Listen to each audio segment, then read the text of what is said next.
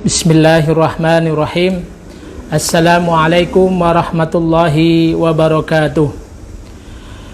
Alhamdulillahilladzi anzala ala abdihil kitaba wa lam yaj'al lahu 'iwaja qayyiman liyundira ba'san syadidan min ladunhu wa yubashshiral mu'minin alladzina ya'maluna shalihati anna lahum ajran hasana. Allahumma salli ala Sayyidina Muhammad wa ala ali Sayyidina Muhammad. Ashhadu an la ilaha illallah wahdahu la syarikalah wa ashhadu anna Muhammadan abduhu wa rasuluh. Rabbi shrah li sadri wa yassir li amri wahlul 'uqdatam min lisani yafqahu qawli. Puji syukur kehadirat Allah Subhanahu wa taala atas karunia nikmat iman dan Islam kepada kita semua, sehingga pada kesempatan kali ini kita bisa berjumpa kembali dalam rangka mengaji kitab fikih dari kitab Kifayatul Akhyar. Shalawat serta salam kita haturkan kepada junjungan kita Nabi besar Muhammad sallallahu alaihi wasallam yang selalu kita nantikan syafaatnya kelak di hari kiamat. Taib ayuhal ikhwah yang dimuliakan Allah Subhanahu wa taala, marilah kita mulai ngaji kita dengan bersama membaca basmalah, Bismillahirrahmanirrahim, serta doa, Allahumma inna nas'aluka ilman nafi'ah wa rizqan thayyiba wa amalan mutaqabbala. Taib ayuhal ikhwah, pekan yang lalu kita sudah membahas babul istinja, dan pekan sebelumnya juga kita sudah membahas kitab tentang fasal tentang babul wudu, ya, yakni rukun yang pertama adalah niat. Niat ini menurut jumhurul ulama itu adalah fil qalbi, yakni di dalam hati. Hanya saja Imam Asy-Syafi'i berpendapat bahwa diperbolehkannya at-talaffuz atau melafazkan secara lisan untuk menguatkan niat kita, ya, untuk menguatkan niat kita. Hanya saja yang dianggap atau yang dimulai dengan niat adalah ketika kita membasuh muka, kemudian diniatkan dalam hati kita, ya. Dan berikutnya adalah rukun-rukun berikutnya, yakni seperti wajah, tangan hingga siku dan sebagainya. Baik ayuhal ikhwah rahimani rahimakumullah, kita masih di bab at-thaharah. Kenapa at-thaharah ini cukup panjang? Karena memang dalam Islam sangat mengatur secara detail bagaimana kita berkehidupan, beribadah, termasuk adalah berthaharah, yakni bersuci, ya. Dalam setiap kitab-kitab fikih, kitab fikih apapun selalu diawali dengan bab at-thaharah, bersuci, sebelum kita membahas bab yang lain dan bab yang lainnya, bab sholat, bab haji dan sebagainya. Tentunya kita harus melewati bab at-thaharah, bersuci, ya. Dan kali ini kita akan membahas babul istinja. Apa itu istinja? Mari kita simak penjelasan dari kitab Kifayatul Akhyar. Sebelumnya saya akan membacakan dengan metode membaca kitab agar kita tidak mengalami kesalahan dalam mengartikannya. Taib. Faslun utawi ikiku fasal, wal istinja'u utawi sesuci, wajibun iku wajib, minal bauli saking pipis, walau iti lan buang air besar. Sebelumnya saya sampaikan bahwa karena ini bab yang menjelaskan tentang bersuci setelah buang air kecil dan buang air besar, maka kiranya mohon dimaklumi dengan bahasa-bahasa yang kurang familiar. Tapi bagaimanapun ya harus dijelaskan, karena bab bersuci ini merupakan bab awal sebelum kita beribadah yang lainnya, ya. Ikhtaja den dawi sapa musoneb lahu maring istinja biqaulihi sallallahu alaihi wasallam, kelawan dawe Nabi Muhammad sallallahu alaihi wasallam, qala wal yastanji becik sesuci sira bi salasati ahjarin kelawan telu pira-pira watu, wa huwa utawi iki hadis amrun iku perintah, wa zahirun utawi pertelane amr, al wujubu iku wajib, wa an Aisyata lan saking Aisyah radhiyallahu anha, anna Rasulullah angin sak temene Rasulullah sallallahu alaihi wasallam qala iku ngendikan sapa Rasulullah, ida dahaba nalikane budalan sapa ahadukum salah sawijine sira kabeh ilal ghaiti ila maring jamban fal yadhab mongko becik budalano sira ma'ahu sertane ahad salah satu ahjarin apa telu pira-pira watu yastatibu hale sesuci sapa ahad bihinna kelawan telu pira-pira watu fa innaha mongko sak temene telu pira-pira watu yudziu iku nyukupi apa salah satu ahjar anhu saking ahad. Ayyuhal ikhwah rahimani rahimakumullah. Di sini menjelaskan bagaimana pentingnya bersuci setelah buang air kecil maupun buang air besar. Dalam hadis Rasulullah, kita wal yastanji bi salahati ahjarin. Kita diharuskan bersuci, di antaranya diperbolehkannya dengan batu, dengan 3 batu.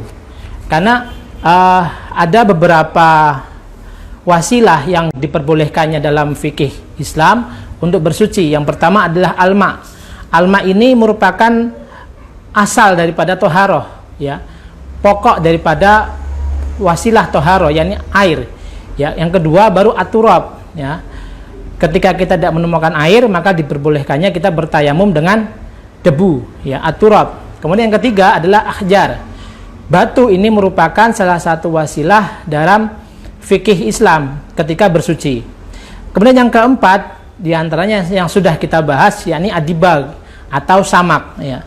Samak ini merupakan salah satu cara untuk mensucikan kulit daripada bangkai. Maka diperbolehkannya kita bersuci itu dengan 3 batu kalau selain daripada air, ya. Jadi alternatif batu ini tidak menunggu tidak adanya air, ikhwas sekalian. Jadi diperbolehkannya kita bersuci dengan batu.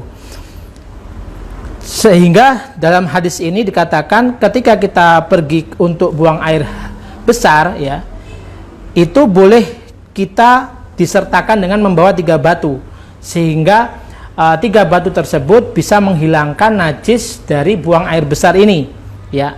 Tentunya batu yang memiliki sisi siku yang bisa untuk kita ambil ain atau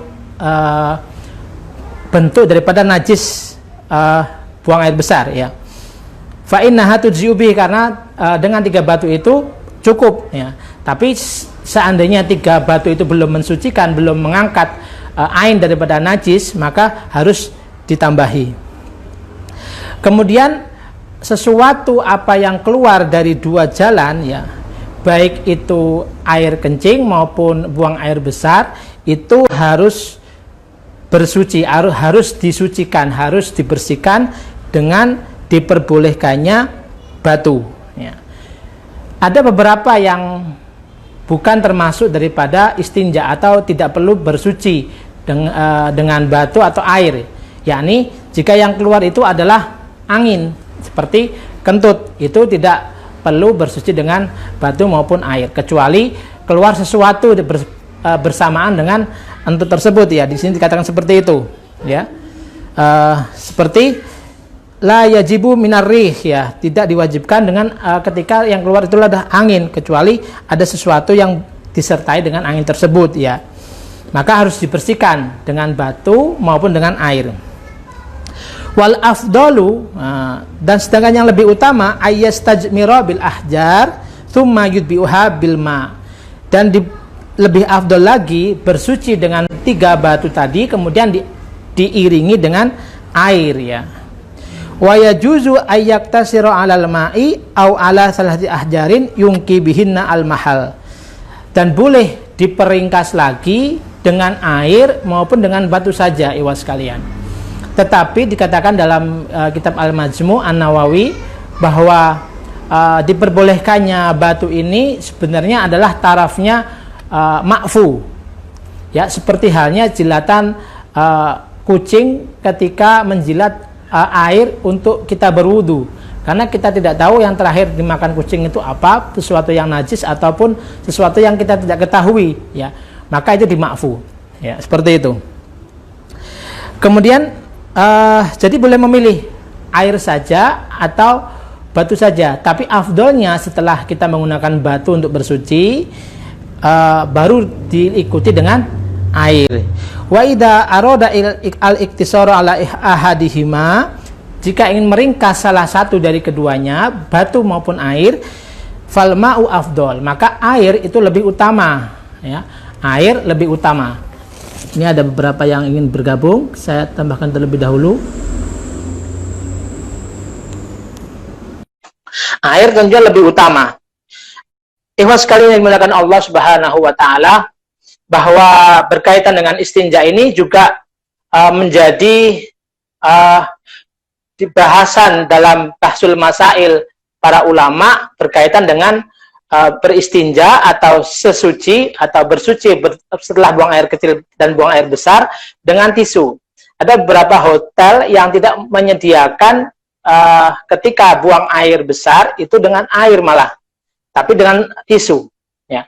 Tisu ini memang jika dipergunakan untuk sesuci atau istinja itu diperbolehkan, ikhwas sekalian.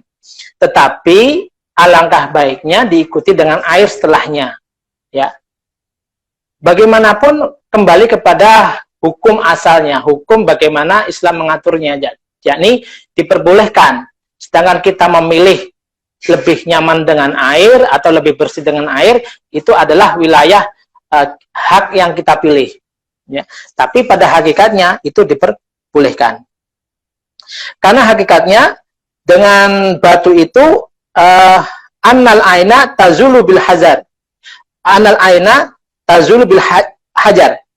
Ain daripada najis tersebut itu hilang dengan batu, sedangkan wal asaru yazulu bil ma. Sedangkan bekasnya itu dihilangkan dengan air. Maka diutamakan, lebih utama jika setelah kita bersuci dengan batu diikuti dengan air. Seperti itu sekalian. Kemudian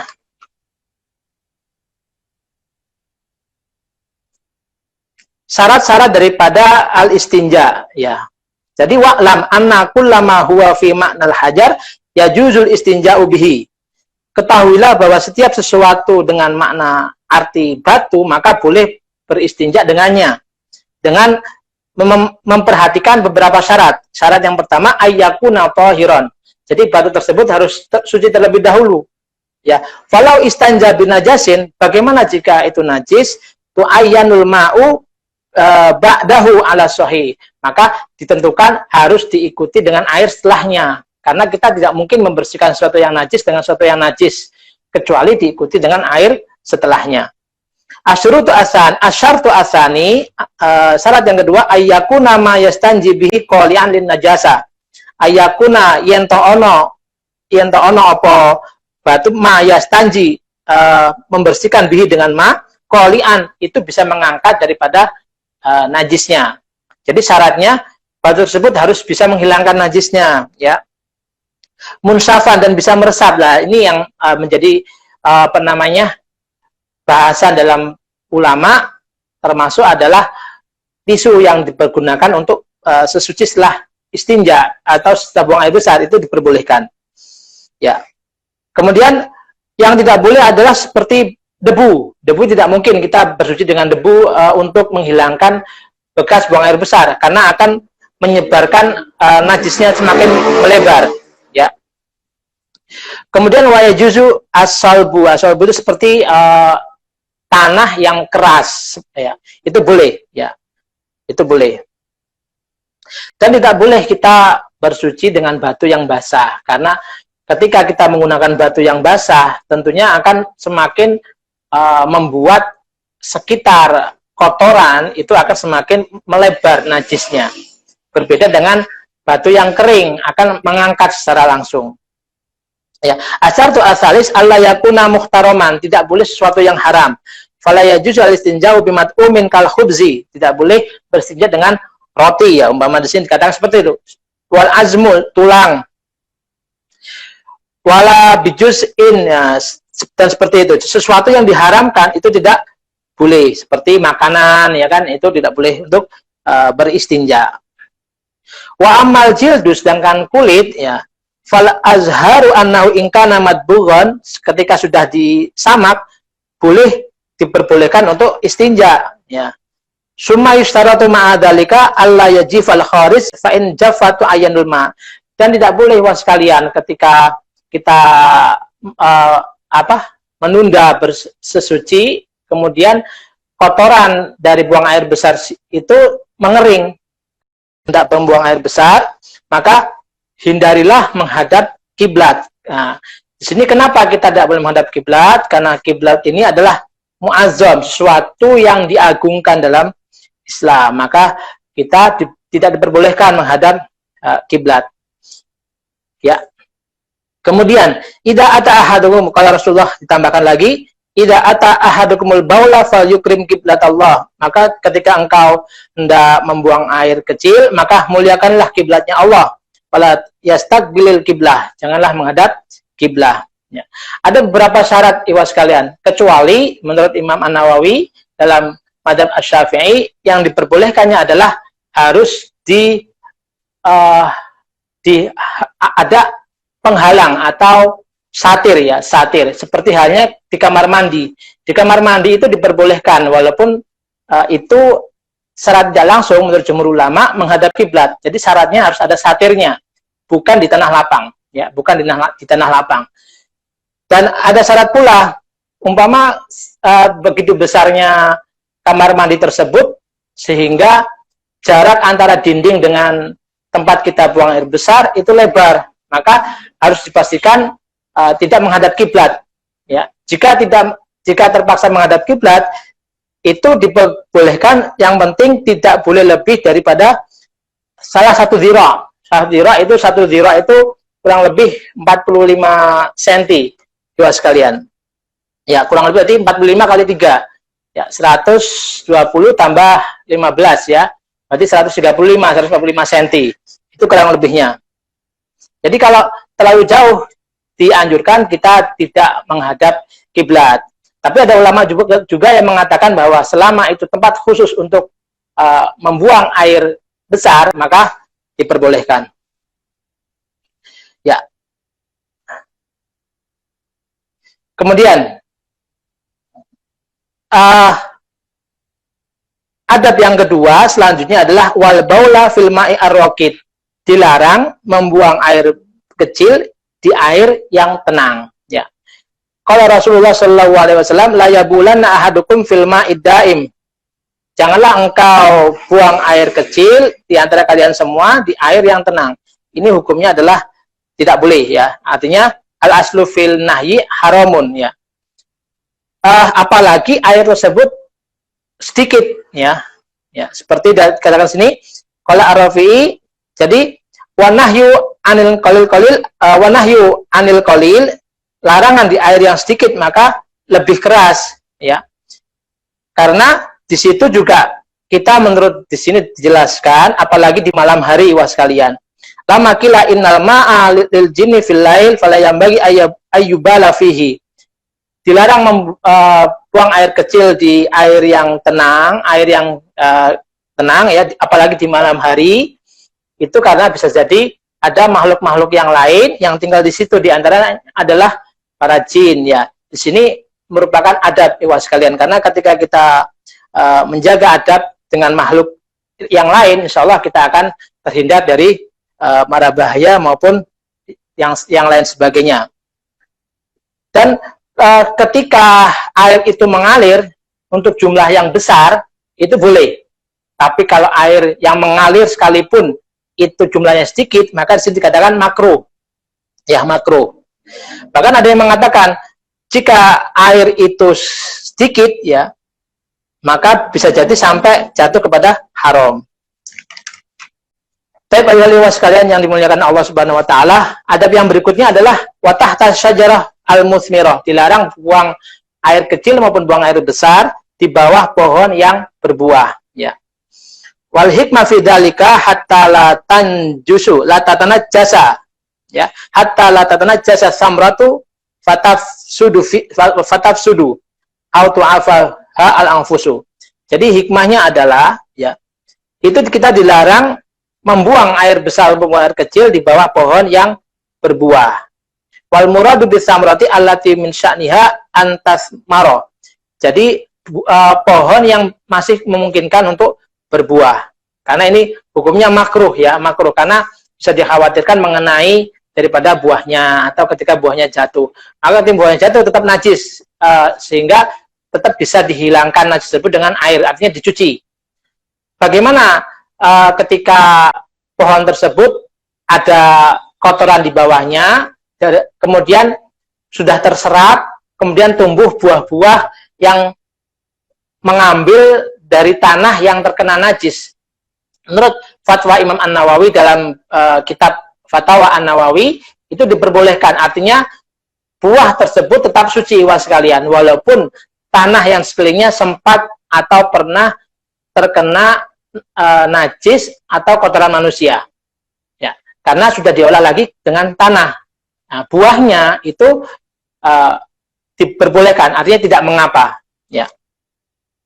Kemudian wafit torik, tidak boleh buang air kecil dan buang air besar di jalan raya. Qala Rasulullah sallallahu alaihi wasallam, alladzi yatakhala fi tariqin nasi aw fi zillihim ittaqul la'anaini. Hindarilah dua orang yang akan mendapatkan laknat. Kemudian qalu, para sahabat mengatakan, wa man la'anani ya Rasulullah, alladzi yatakhala fi tariqin nasi aw fi zillihim. Mereka adalah orang yang buang air kecil maupun buang air besar di tengah jalan, ya, fitorikin nasi au fizilihim, atau di tempat berteduhnya, atau aub-aub, ya, bahasa artinya aub-aub. Itu ada berikutnya. Jadi dilarang buang air kecil maupun air besar di jalan raya atau di tempat berteduh. Kemudian wasukbi, atau di leng itu lubang di dalam tanah. Nah, ini biasanya anak kecil ya. Momennya kita ini ada lubang di situ aja, buang air kecilnya, itu dilarang. Kenapa ya sekalian? Wa ayyastaniba ayyakula ayyabula fi subbin wa huwa ma istadara wa yu'abbaru anhu bin nafsi. Yakni sesuatu yang melingkar di dalam tanah, ya, itu atau leng, ya, bahasa Jawanya. Kalau Rasulullah SAW naha ayyubala fil hujri fil juhri, dilarang buang air kecil di dalam lubang dalam tanah, li'annaha masakinul jin, bisa jadi itu adalah tempat tinggal para jin. Maka kita dilarang, adab, termasuk adabnya adalah membuang air kecil di lubang dalam tanah. Seperti halnya kita dilarang membuang air panas di lubang-lubang seperti di saluran air. Itu jangan membuang air panas sembarangan, karena bisa jadi di situ ada makhluk-makhluk yang lain yang tinggal di sana. Kita menghargai makhluk-makhluk Allah yang lain yang berdampingan dengan kita, di antaranya adalah para jin. Kemudian wazili dan aub-aub atau tempat berteduh. Ittaqu, qala Rasulullah sallallahu alaihi wasallam, ittaqu al-mala'ina as-salasa. Hindarilah, takutlah al-mala'in, orang-orang yang mendapatkan laknat, asalas, yang tiga, yaitu mereka al-biraza fil mawarid, mereka adalah orang yang buang air besar fil mawarid, di tempat-tempat berkumpulnya manusia. Nah, mungkin kan ada ya, buang air besar di tengah sawah, ya kan, itu tidak boleh. Kemudian di tempat-tempat berkumpulnya manusia yang lain. Kemudian waqari'atit thoriq, ya, atau di tengah-tengah jalan. Nah, ini enggak juga, hukumnya haram. Wazilli, dan di tempat berteduhnya manusia. Kemudian ada berikutnya, wala yatakallamu 'alal bauli wal ghaid, ketika buang air kecil dan buang air besar dilarang sambil bercengkrama atau ngobrol, itu tidak boleh, ya. Qala Rasulullah, la yahrujur rajulani yadribani, tidak keluar dua orang laki-laki yang hendak buang air besar dengan membuka auratnya di dalamnya, kemudian mereka berbicara, saling berbicara. Maka Allah fa innallaha yamqutu ala dzalika, Allah akan marah, Allah akan bendu, Allah akan marah atas perbuatan itu. Ya. Tapi ulama sepakat bahwa marahnya Allah ini tidak sampai kepada at-tahrim, kepada pengharaman, ya. Seperti halnya dalam hadis ini dikiaskan di sini abghadul halali ilallahi ta'ala atolak, sesuatu yang halal dan dibenci oleh Allah adalah diantaranya atolak. bencinya Allah di sini tidak sampai jatuh kepada pengharaman. Ya. Kemudian di sini juga ada adab-adab yang lain. Wayam bagi Allah ya'kula wa la yashroba. Dilarang makan dan minum dalam kamar mandi. Wayam bagi Allah yang zura ilama yakhruju minhu. Dilarang melihat ke tempat keluarnya buang air kecil dan buang air besar. Ini juga adab, ya, adab. Kemudian wala ila farji, dan ketika tidak juga melihat ke kelamin kita. Wala ila samai wala kemudian wayukrahu itolatul qu'udi alal khala. Jangan dimakruhkan berlama-lama duduk di dalam kamar mandi, karena tempat kamar mandi merupakan tempatnya setan juga, karena kebiasaan kita sebagian orang malah justru di situ sambil bermain HP, itu sangat dilarang. Apalagi di HP tersebut sangat dikhawatirkan ada aplikasi-aplikasi yang seperti semacam Al-Quran. Ketika kita membuka, tiba-tiba kita kepencet aplikasi Al-Quran, maka itu sampai jatuh pada haram nanti, ya. Wa yukrahu ayyakuna ma'u syai'un fi dzikrillah, dan dimakruhkan membawa sesuatu yang di situ menyebut nama Allah, disebutkan ada lafaz Allahnya, seperti kal khotami, seperti cincin, ya, yang terdapat lafaz Allah. Kan ada cincin yang tertuliskan la ilaha Muhammad Rasulullah, itu ada. Nah, itu dilarang, ya. Kemudian maupun bagian-bagian dalam Al-Qur'an seperti bismillahirrahmanirrahim dan sebagainya, ya.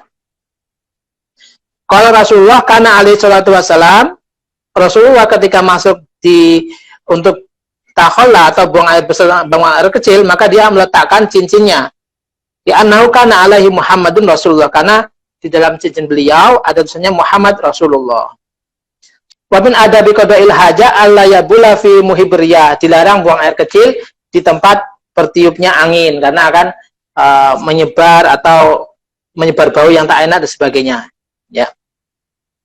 Yang terakhir, ya, wa ayyakula inda dukhuli bismillahi Allahumma inni a'udzubika minal khubuthi wal khaba'ith. Tentunya adab yang terakhir adalah berdoa sebelum masuk, agar kita terhindar dari pandangan jin di dalam kamar mandi. Karena ketika kita berdoa, ada yang berpendapat, ya, itu jin tidak akan bisa melihat kemauan kita berada di kamar mandi, ya. Kemudian doanya tadi gimana? Bismillahi Allahumma inni a'udzubika minal khubuthi wal khaba'ith. Wa indal faragh, dan ketika selesai, alhamdulillahilladzi adhaba 'anil adza wa afani. Dan ketika selesai dari kamar mandi, hendaknya kita berdoa alhamdulillahilladzi adhaba 'anil adza wa afani. Dan ada yang berpendapat ghufranak cukup, ya, ghufranak, ampunanmu ya Allah, ya, kita mohon ampunanmu ya Allah, seperti itu. Dan disunahkan kita juga di sini ibaratnya bersuci dengan menciprati air di tempat kemaluan kita ketika buang air kecil, ya, di sini katakan seperti itu. Kemudian ketika buang air kecil juga di kamar mandi, kita disunahkan mengangkat bagian kita karena khawatir terkena cipratan daripada najis, ya. Baik ayolah ikhwan sekalian, di sini bahkan dijelaskan juga bagaimana jika ketika kita selesai bersuci, ya, sudah menggunakan sabun, tiba-tiba di tangan kita ini terdapat sudah bersuci, ya, tapi masih bau, ya. Itu menurut pendapat ulama itu tidak mengapa, artinya tetap suci, ya. Karena itu asar yang sangat kecil, artinya sudah tidak bisa terdeteksi ain daripada najisnya. Menurut pendapat ulama seperti itu, sekalian. Alhamdulillah, pada kesempatan kali ini kita sudah belajar babul istinja, bagaimana bersuci. Islam sudah mengatur secara lengkap bagaimana kita berkehidupan sehari-hari sebagai seorang muslim, ya. Ketika beristinja, berwudu, bersuci, semuanya sudah diatur oleh syariat Allah. Baik ayyuhal ikhwah rahimani rahimakumullah, semoga apa yang kita pelajari menjadi landasan ibadah kita, sehingga kita terhindar dari ibadah yang sia-sia dengan cara kita memahami ilmu sebagai landasan ibadah kita. Sebenarnya ketika kita beribadah sekalipun mau mengaku sebagai ahlul ibadah, tapi kita sangat minim memahami fikih sehari-hari, seperti bersuci, berwudu, bagaimana air untuk bersuci, apa yang membatalkan wudu, itu tidak akan bisa mencapai derajat ahlul ibadah. Karena syarat utama diterimanya ibadah adalah memenuhi syarat diantaranya wasailnya atau wasilahnya. Al-amru bisyai amrun biwasailihi. Ketika perintah sesuatu juga merupakan perintah terhadap wasilah-wasilahnya. Dan diantaranya berwudu, bersuci dan sebagainya. Taib ayuhal ikhwah ayuhal rahimani rahimakumullah, asa yanfa'na Allahumma ta'alamna, Allahumma anfa'na bima 'allamtana wa 'alimna ma yanfa'una, uluman tanfa'una fid dini wad dunya wal akhirah. Subhanakallahumma wa bihamdika asyhadu an la ilaha illa anta astaghfiruka wa atubu ilaik. Wabillahi taufiq wal hidayah. Wassalamualaikum warahmatullahi wabarakatuh.